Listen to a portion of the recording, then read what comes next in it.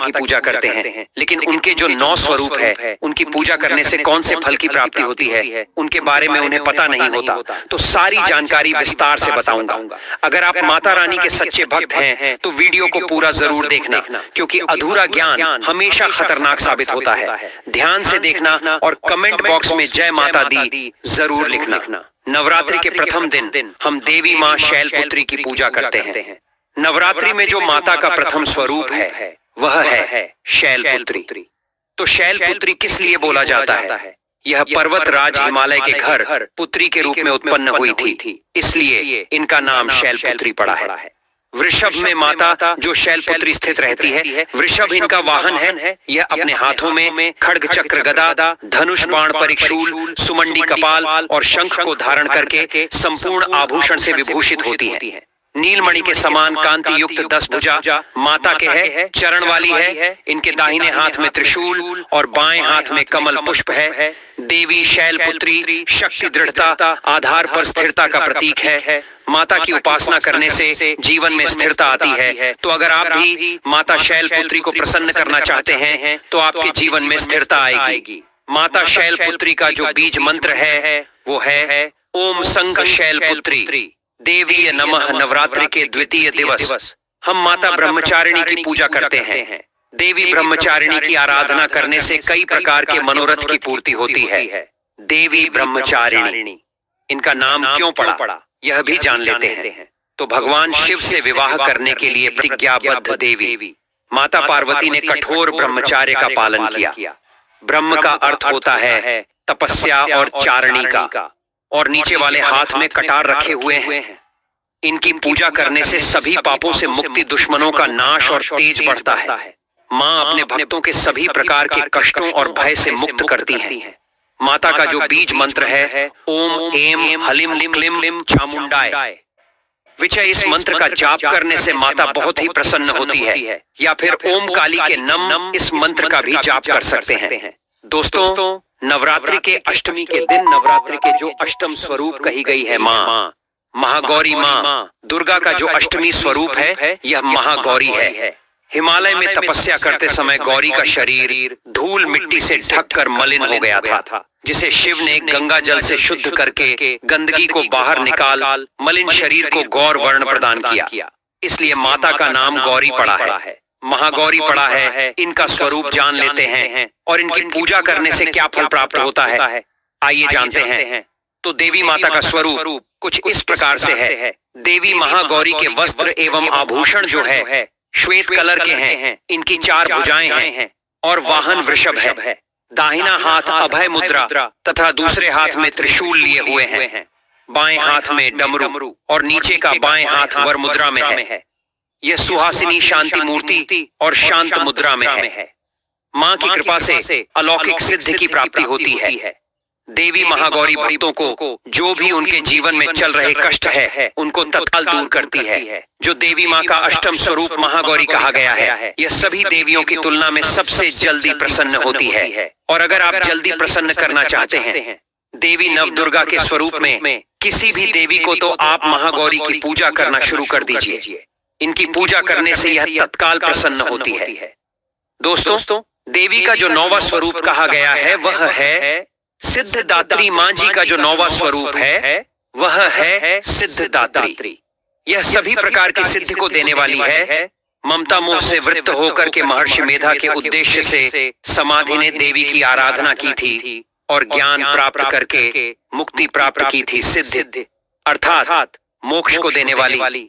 तो देवी माँ की पूजा पाठ करने से सभी प्रकार की सिद्धि की प्राप्ति होती है, सभी प्रकार की कामना की पूर्ति होती है। इसीलिए नवरात्र के 9वें दिन इनकी पूजा करते हैं। इनका स्वरूप जान लेते हैं। माँ सिद्धदात्री की 4 भुजाएं हैं। वर्ण जो है रक्त वर्ण के हैं। वाहन इनका कमल पुष्प पर आसन है। एक हाथ में कमल, दूसरे हाथ में चक्र, तीसरे हाथ में गदा, चौथे हाथ में शंख है। देवी प्रसन्न मुद्रा में है। इनकी आराधना से साधक को अनिमाइज दूत श्रवण करने की, सिद्धि आदि समस्त सिद्धि नवनिधि की प्राप्ति होती है। दोस्तों, इनकी पूजा से असंभव कार्य को भी संभव कर सकते हैं। इसलिए अधिकतर जितने भी जातक हैं, साधक हैं, सिद्धि प्राप्त करने वाले जातक माँ सिद्धिदात्री की पूजा करते हैं। और माँ कभी भी, चाहे असुर हो या मानव हो, चाहे दानव हो, चाहे कोई भी हो, कितना भी उत्तम साधु क्यों ना हो, किसी पर यह भेदभाव नहीं करती, सभी को यह सिद्धि प्रदान करती हैं। इनका जो बीज मंत्र है, ओम सिद्धिदात्री नमः। आप में से अधिकतर दर्शक हमें कमेंट करते हैं कि गुरुजी हमें सिद्धि की प्राप्ति करने के लिए क्या करना चाहिए। तो अगर आप सिद्धि प्राप्त करना चाहते हैं तो माँ सिद्धिदात्री की आराधना करना शुरू कर दीजिए। और जो बीज मंत्र बताया है, इस बीज मंत्र का जितना ज्यादा हो सके जाप करें। इस बीज मंत्र का जाप करने से आपको 8 प्रकार की सिद्धि और 9 प्रकार की निधि की प्राप्ति होती है। दोस्तों आइए दोस्तों, अब हम जानते हैं नवरात्रि के वह 7 संकेत जो बताते हैं माता रानी आपसे बेहद प्रसन्न है एवं आपके घर आ गई है।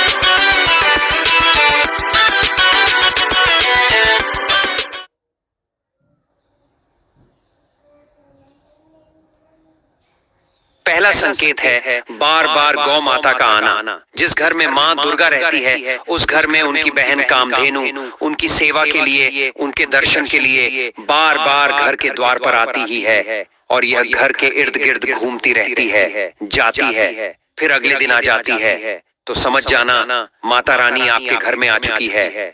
दूसरा संकेत मधुमक्खी का घर में आना।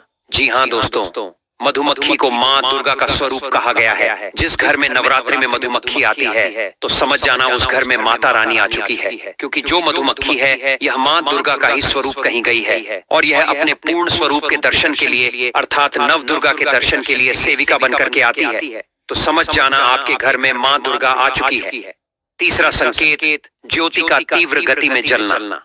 जी हाँ, अगर आपने अपने घर में माता रानी की प्रसन्नता के लिए, भक्ति प्राप्त करने के लिए ज्योति स्थापित करके रखी है और अगर ज्योति की लौ अचानक से तीव्र गति से जल रही है या जो धूप अगरबत्ती आपने जलाई है उसने ओम की आकृति बनने लग जाए, तो समझ जाना ज्योति के समक्ष स्वयं माता रानी खड़ी है और आपको भी अंतरात्मा से माता रानी के होने का एहसास होगा। तो इन संकेत से भी पता कर सकते हैं कि माता रानी आपके घर में आ चुकी है। चौथा संकेत नवरात्रि में दीपक की बाती में फूल का बनना। अगर आपके दीपक की बत्ती में अचानक से फूल बनने लगे तो समझ जाना नवदुर्गा माता आपके ऊपर बहुत प्रसन्न है, आपके ऊपर पूर्ण रूप से अपनी कृपा बरसा रही है और माता रानी आपके घर में आ चुकी है। आपके सभी कष्टों को दूर करके माता रानी इस लोक से फिर जाएंगी, अर्थात आपके घर से जाएंगी। दोस्तों पांचवा संकेत बताते हैं बार बार घर में अगर काली चींटी निकलने लगे, अगर काली चींटी समूह में निकल रही है और रास्ता काट रही है तो समझ जाना माता रानी आ चुकी है और आपकी सभी प्रकार की इच्छा को पूर्ण करके ही जाएंगी। यह माता लक्ष्मी के होने का एहसास कराता है। छठवां संकेत अचानक घर में मनमोहक सुगंध आने लगे। अब ये संकेत बहुत ही ज्यादा बड़ा संकेत है दोस्तों। अगर आपको अपने घर में अचानक से इत्र, परफ्यूम, मोगरे जैसी या कोई भी मनमोहक सुगंध आने लगे, तीव्र सुगंध आने लगे, ठंडी हवा चलने लगे, तो समझ जाना माता रानी आ चुकी है और अपने होने का एहसास आपको दे रही है। आप तुरंत इस संकेत को समझ करके माता जगदम्बा को मन ही मन प्रणाम करना। तो इन संकेतों से भी पता कर सकते हैं कि माता रानी आपके घर में आ चुकी है दोस्तों। सातवां संकेत फटे कपड़े पहने। अगर कोई याचक आ जाए तो समझ जाना माता रानी आपके द्वार पर याचक बन करके आ चुकी है। नवरात्रि में कोई भी याचक आए तो खाली हाथ भूलकर भी मत जाने देना, क्योंकि स्वयं माता रानी परीक्षा लेने के लिए हमारे घर में याचक बनकर के आ जाती है। क्योंकि ईश्वर अपने भक्तों की परीक्षा लेने के लिए धरती पर स्वयं आते हैं।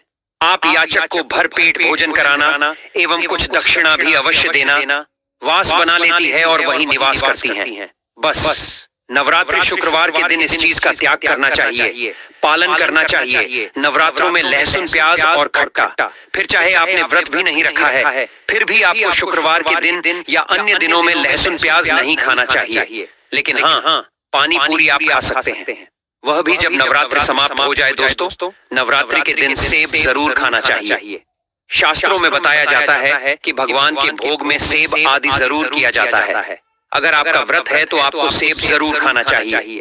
केला, पपीता, तरबूज और मीठे अंगूर जरूर खाना चाहिए। इन फलों से व्रतधारी को शक्ति मिलती है और व्रत संपूर्ण हो जाता है। शास्त्रों में बताया जाता है कि नवरात्रों के दिनों में सीताफल जरूर खाना चाहिए।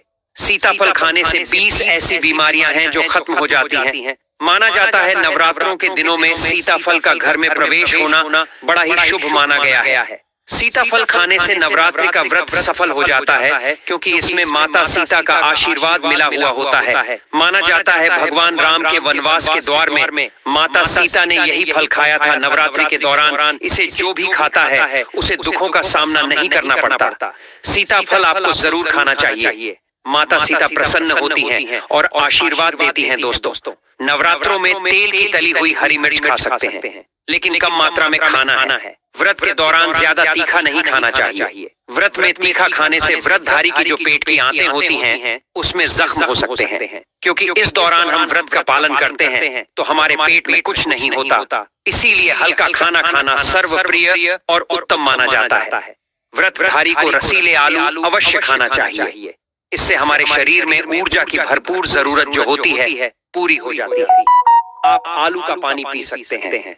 रसीले आलू जरूर खाना चाहिए। दोस्तों, नवरात्रों में भिंडी की सब्जी जरूर खाना चाहिए। भिंडी में कई ऐसे पोषक तत्व होते हैं जो हमारी हड्डियों को मजबूत बनाते हैं, तथा नवरात्रों में बैगन की सब्जी जरूर खाना चाहिए। लेकिन याद रहे, जब नवरात्रों में सोमवार पड़ जाए तो बैगन की सब्जी मत खाना, पाप लगेगा। नवरात्रों में सब्जी में हरा धनिया जरूर डालना चाहिए।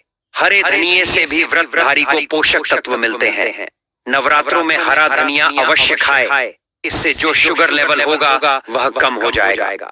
नवरात्रों में रिफाइंड का तेल और सरसों का तेल भूलकर भी व्रत के दौरान नहीं खाना चाहिए। मूंगफली का तेल और देसी घी और गोले का तेल खाना अच्छा माना जाता है। दोस्तों, नवरात्र में व्रतधारी को डब्बा बंद लस्सी, डब्बा बंद जूस नहीं पीना चाहिए। उसमें कई केमिकल मिले होते हैं जिसके कारण आपका व्रत टूट सकता है। जब भी आप फलों का जूस पिए तो याद रखें उसमें नमक न डालें, नहीं तो व्रत टूट जाएगा। साथ ही साथ जूस में बर्फ भी नहीं डालना चाहिए। फलों का सादा जूस पीने से व्रत सफल होता है। दोस्तों, नवरात्रि के दौरान सिंघाड़े का आटा या कुटू का आटा खाने से पहले यह देख ले कि आटा पुराना नहीं होना चाहिए, क्योंकि पुराने आटे में कीड़े वगैरह पड़ जाते हैं, जिसके कारण आपका व्रत टूट सकता है। क्योंकि ये छोटे छोटे कीड़े हमें दिखाई नहीं देते और आपके मुंह तक पहुंच जाते हैं। ऐसा आटा खाना मतलब कीड़े मकोड़ों का मांस खाने के बराबर माना गया है। दोस्तों, नवरात्रि के दौरान आप शाम के समय खाने में दही ले सकते हैं, आलू वगैरह खा सकते हैं। आलू के चिप्स बिना मिर्च मसाले के आप खा सकते हैं। साबूदाने की टिकिया बनाकर भी खाई जा सकती है। साबूदाने की खिचड़ी खा सकते हैं। आलू पापड़ भी खा सकते हैं। कई सब्जियां तो ऐसी है जो नवरात्रि के दौरान भोजन में शामिल कर सकते हैं। इससे आपको एनर्जी मिलेगी और व्रत सफल हो जाएगा। नवरात्रि के दौरान आप दूध पी सकते हैं जो आपको ताकत देगा। चाय वगैरह भी पी सकते हैं, लेकिन याद रहे उसमें नमक ना डालें। चाय में नमक डालने से व्रत भी टूट जाएगा और हड्डियां भी कमजोर होने लगती हैं। एक बात का ध्यान रहे, व्रतधारी को पेट भर खाना यानी गले तक भोजन नहीं करना चाहिए, नहीं तो व्रत रखने का कोई भी पुण्य फल प्राप्त नहीं होता। व्रत में भोजन आप थोड़ा थोड़ा खा सकते हैं। दोस्तों, नवरात्रि के 9 दिन आदिशक्ति माँ दुर्गा को समर्पित होते हैं। नवरात्रि के 9 दिन माता रानी के 9 अलग अलग स्वरूपों का पूजन किया जाता है। नवरात्रि के 9 दिनों तक माता रानी को अलग अलग स्वरूप के हिसाब से अलग अलग पुष्प अलग अलग भोग अर्पित किए जाते हैं। लेकिन क्या आप जानते हैं कुछ ऐसी वस्तुएं हैं जिन्हें नवरात्रि के दौरान भूलकर भी माता रानी को अर्पित नहीं करना चाहिए। अगर इन वस्तुओं को आप गलती से भी माता रानी को अर्पित कर देते हैं तो आपको व्रत और पूजन का पूर्ण लाभ नहीं होगा। इसीलिए माता रानी की कृपा प्राप्त करने के लिए आपको यह जानना अति आवश्यक है कि वह कौन सी ऐसी वस्तुएं हैं जो माता रानी के पूजन में भूलकर भी इस्तेमाल नहीं करना चाहिए। तो आइए माँ का जयकारा लगाते हुए वीडियो को शुरू करते हैं। दोस्तों, नंबर 1, नवरात्रि के दौरान शादीशुदा महिलाओं को सफेद कपड़े पहनकर पूजा पाठ नहीं करना चाहिए। साथ ही साथ काले कपड़े भी नहीं पहनना चाहिए। इससे पूजा व्रत आदि खंडित हो जाते हैं।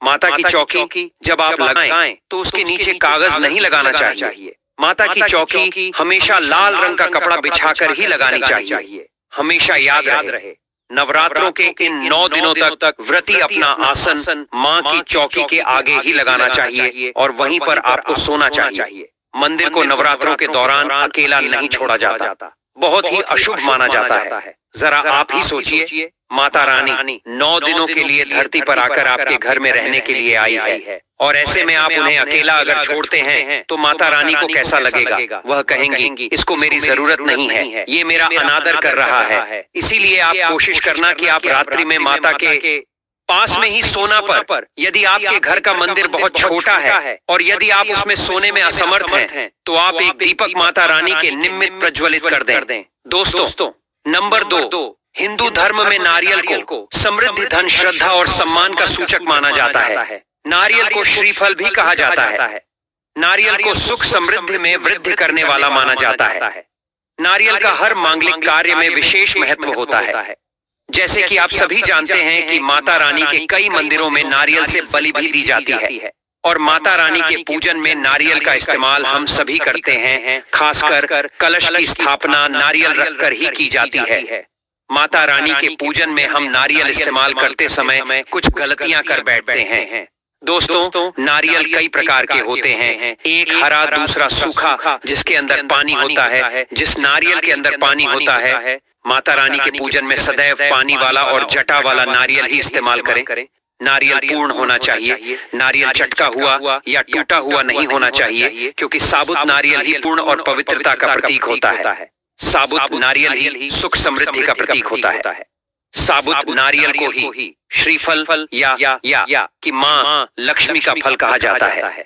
नवरात्रि में माता रानी के कलश की स्थापना करते समय जटा वाला यानी पानी वाला नारियल ही कलश पर स्थापित करना चाहिए। साथ ही यह ध्यान रखना चाहिए कि नारियल को सदैव कलश के ऊपर लेटा कर रखना चाहिए। घट स्थापना करते समय कभी भी नारियल को खड़ा करके नहीं रखा जाता। नारियल को सदैव लिटाकर कलश के ऊपर रखा जाता है। साथ ही नारियल को स्थापित करने से पहले आप नारियल को लाल कपड़े में मौली धागे से लपेटकर, कलावे से लपेटकर उस पर और फिर लाल चुनरी उड़ाकर आपको कलश के ऊपर स्थापित करें। शास्त्रों के अनुसार कलश के ऊपर जब सही तरीके से नारियल रखा जाता है और सही प्रकार का नारियल रखा जाता है, तभी ही व्रत और पूजन का पूर्ण फल प्राप्त होता है। यह भी ध्यान रहे कि महिलाएं माता रानी को नारियल अर्पित तो कर सकती हैं, लेकिन कभी भी माता रानी के सामने उनके मंदिर में नारियल को ना तोड़े, क्योंकि नारियल बीज रूप होता है और स्त्रियां बीज रूप से ही शिशु को जन्म देती हैं। इसीलिए कभी भी महिलाओं को नारियल नहीं तोड़ना चाहिए। यदि आपको नारियल माता रानी को अर्पित करना ही है तो इसके लिए आप अपने घर के किसी पुरुष सदस्य से मदद मांग सकते हैं। ठीक है ना? तो इस विशेष चीज का ध्यान जरूर रखें। दोस्तों, नंबर 3, लौंग। हम सभी माता रानी के पूजन में इस्तेमाल करते हैं, क्योंकि ये साक्षात जगदम्बा का प्रतिरूप होता है। लेकिन लौंग का इस्तेमाल करते समय बहुत बड़ी गलती कर बैठते हैं। हमेशा ध्यान रखना चाहिए कि माता रानी को सदैव फूल वाली लौंग ही अर्पित करना चाहिए। जिस लौंग के ऊपर फूल नहीं होता या फिर जिस लौंग के पीछे लकड़ी की डंडी नहीं होती, उसको आप माता रानी के पूजन में भूल कर भी इस्तेमाल ना करें। फूल वाले लौंगों को ही पूर्ण माना जाता है और माता रानी की पूजन में उन्हीं का इस्तेमाल होता है। हम माता रानी के पूजा में कोई भी अपूर्ण वस्तु, कोई भी खराब वस्तु या टूटे हुए अक्षत इस्तेमाल नहीं करना चाहिए। इसीलिए सदैव माता रानी के पूजन में फूल वाली लौंग का ही इस्तेमाल करें। दोस्तों, नंबर 4, तुलसी के पत्ते अर्पित नहीं करने चाहिए। मां दुर्गा के पूजन में उनके प्रसाद में आपको कभी भी तुलसी पत्र का इस्तेमाल नहीं करना चाहिए। ऐसा करना वर्जित माना जाता है।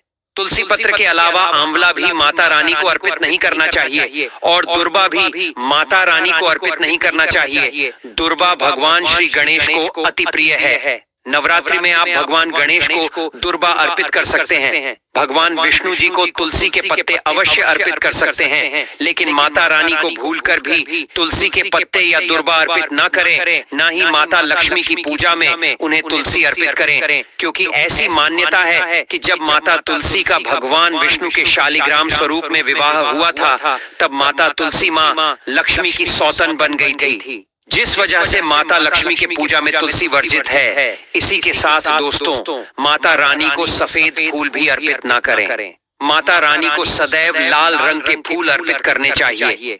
लाल रंग के फूल माता रानी को अति प्रिय है। खासकर माता को गुड़हल और कमल के फूल अति प्रिय है।